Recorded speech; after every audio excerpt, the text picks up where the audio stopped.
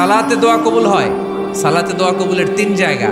একটা হচ্ছে তাকবীরে তাহরিমার পরে আমরা সানা পড়ি না, আমরা তো একটা পড়ি, আল্লাহর হাবিব সুন্নাহ এবং নফল নামাজে আরো পড়তেন সানা, ওই দোয়া কবুল হয়। 2 নম্বর জায়গা সালাতে সেজদায় পড়ে দোয়া করলে কবুল হয়।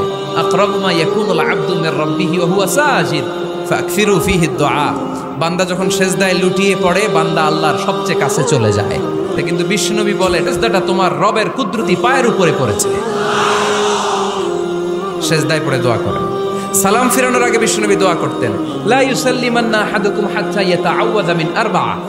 আল্লাহর হাবিব বললেন 4 জিনিস থেকে পানাহ না আছে আমার কোন উম্মত যেন সালাম না ফিরায়। তারা যেন পড়ে আল্লাহুম্মা ইন্নী আউযু বিকা মিন আযাবিল কবর, আউযু বিকা মিন আযাবি জাহান্নাম, আউযু বিকা মিন ফিতনাতিল মাহইয়া ওয়াল মামাত, আউযু বিকা মিন ফিতনাতিল মাসিহিদ দাজ্জাল।